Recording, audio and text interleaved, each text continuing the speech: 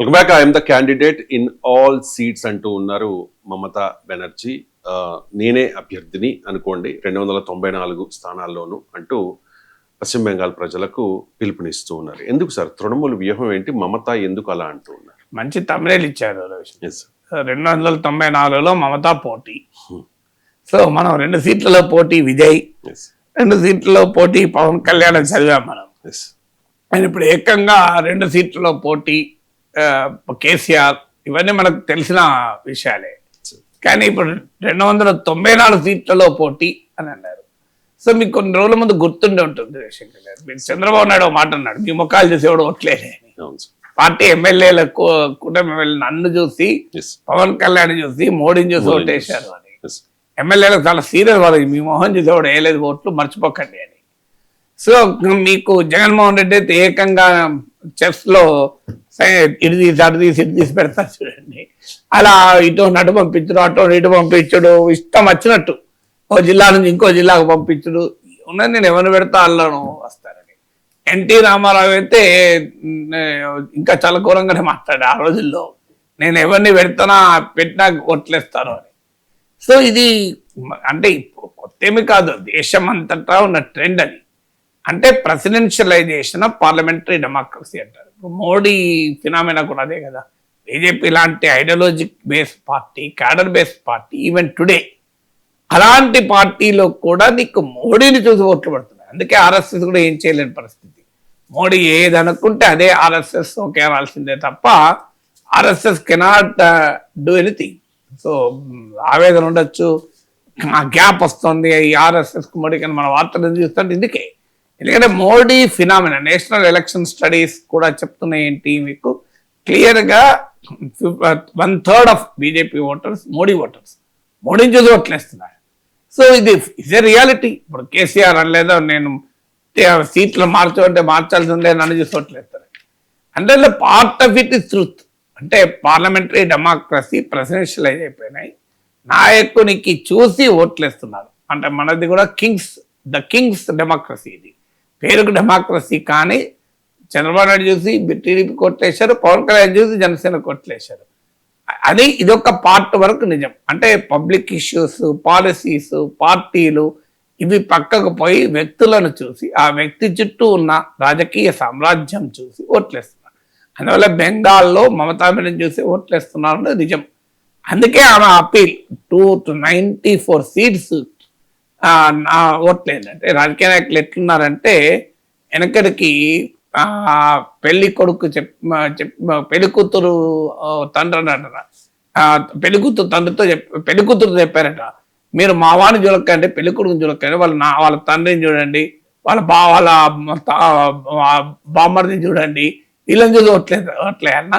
So పెళ్లి కొడుకు పెళ్లి కూతురు కాదు, అత్తగారిని చూసి, బామ్మర్ది చూసి, ఆస్తులు చూసి, పాస్తులు చూసి, మిత్రులు చూసి, ఇల్లు చూసి ఓట్లే చేసుకొని అన్నట్టున్నది. సో అందువల్ల అభ్యర్థితో సంబంధం లేదు. సో అంతా నన్ను చూసి ఓట్లేనని. దీనివల్ల ఎందుకు అంటే, ఒకటి దీనికి ఈ ధోరణి ఏంటంటే, నాయకులు రాజకీయ పార్టీల పైన తమ గ్రిప్ పెంచుకోవటానికి సిస్టమేటిక్గా పొలిటికల్ ఆపరేటర్స్ డిస్ట్రాయ్ చేస్తున్నారు.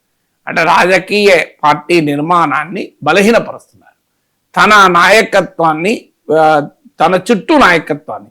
అందుకే వారసత్వ రాజకీయాలు పెరగటానికి కూడా అదే కారణం. ఆ వ్యక్తి చుట్టూ రాజకీయ పార్టీ నిర్మాణం జరిగితే ఇక వారసత్వ రాజకీయాలే ఉంటాయి కదా.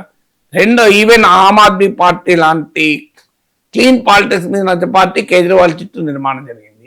తెలంగాణ ఉద్యమ ఆధారంగా వచ్చిన ఉద్యమ పార్టీ అయిన టీఆర్ఎస్ కూడా కేసీఆర్ చుట్టూ ఒక పార్టీగా నిర్మితమైంది.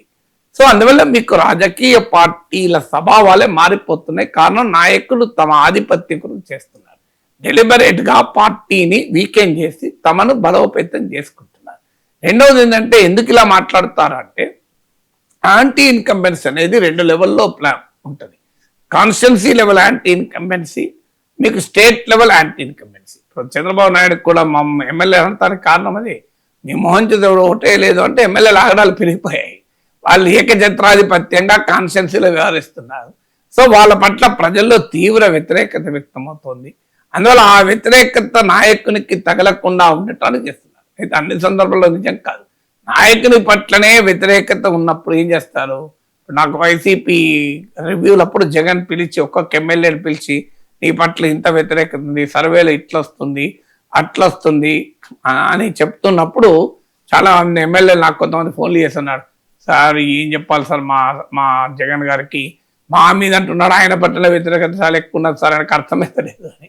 ఆయన రిజల్ట్ వచ్చినాక అర్థమవుతుందయ్యా అని చెప్పేవాడిని నేను. సో అదే ఈ 2 లెవెల్స్ ఆఫ్ యాంటీ ఇన్కంబెన్సీ ఉంటుంది. నాయకులు ఏమనుకుంటారంటే తమ పైన యాంటీ ఇన్కంబెన్సీ లేదు, అంతా ఓన్లీ 1 లెవెల్ అని. వాస్తవంగా 2 లెవెల్స్లో ఉంటుంది. సో ఆ కాన్స్టిట్యున్సీ లెవెల్ యాంటీ ఇన్కంబెన్సీని ఆఫ్సెట్ చేయడానికి కూడా నన్ను చూసి ఓటేయండి అని అడుగుతుంటారు. 3వ డైమెన్షన్ ఇక్కడ ఏంటంటే ప్రత్యర్థులకు బలమైన లోకల్ లీడర్షిప్ లేనప్పుడు దీన్ని ఒక ఎత్తుగడ కూడా వాడుతున్నారు. ఇప్పుడు మీకు బీజేపీ ఏం చేస్తారు, అక్కడ స్టేట్ లీడర్షిప్ లేదు, అందులో మోడీ ఏమంటాడు, నన్ను చూసి ఓటేయండి అంటాడు. మోడీ హైతో ముమ్కిన్ హై, కిషన్ రెడ్డి హైతో ముమ్కిన్ అయ్యే, రామచంద్రరావు హైతో ముమ్కిన్ అయ్యే, బండి సంజయ్ హైతో ముమ్కిన్ అయ్యే, మోడీ హైతో అంటాడు. ఎందుకంటే నన్ను చూసి ఓట్లేయండి అని. సో మీకు ఇక్కడ కూడా ఏంటంటే తెలివిగా భారతీయ జనతా పార్టీకి స్థానిక నాయకత్వం లేదు కనుక మమతా బెనర్జీ వర్సెస్ మోడీ అనే యొక్క యాంగిల్ పట్టుకురావడం వల్ల మమతాకు లాభం. మీరు దేశం మొత్తం చూడండి, రీజనల్ లీడర్ వర్సెస్ మోడీ అని వస్తే మోడీ వీక్ అయిపోతాడు. స్టాలిన్ వర్సెస్ మోడీ, కేసీఆర్ వర్సెస్ మోడీ, మీకు మమతా వర్సెస్ మోడీ. స్థానిక నాయకత్వం బలంగా ఉన్న చోట సిద్ధరామయ్య, శివకుమార్ వర్సెస్ మోడీ, పినరాయి విజయన్ వర్సెస్ మోడీ, మీరు ఎక్కడ చూడండి ఇదే ట్రెండ్ కనబడుతుంది. అంటే స్థానిక నాయకుడు బలంగా ఉన్న చోట ప్రాంతీయ నాయకుడు మోడీ ఇమేజ్ తగ్గుతుంది. మోడీ వర్సెస్ రాహుల్ అన్న దగ్గర మోడీ పవర్ఫుల్. సో అందుకే రాహుల్ గాంధీ మీద బీజేపీకి అంత ప్రేమ, అంత కేంద్రీకరణ. సో అందువల్ల మీకు మమతా వర్సెస్ మోడీగా తేవడం ద్వారా బెంగాలీ వర్సెస్ గుజరాతీ అనే యాంగిల్ కూడా పట్టుకురావడం ఒక తెలివిగా. మీకు ఇక్కడ కూడా రేవంత్ రెడ్డి కూడా అంటాడు, గుజరాతీ గులాబ్ లంకా మేము అని కేటీఆర్ అంటుంటాడు చూడండి, మేము ఢిల్లీ గులాంలం కాదు, గుజరాతీ గులాంలం కాదు అని. సో ఆ లోకల్ యాంగిల్ కూడా తేవడం కూడా ఉద్దేశం. అందువల్ల రాజకీయ నాయకులు ఒక ఏ వ్యూహము లేని ఏమీ మాట్లాడారు. ఏమంటే 294 సీట్లలో ఆమె ఎట్లా పోటీ చేయగలుగుతుంది?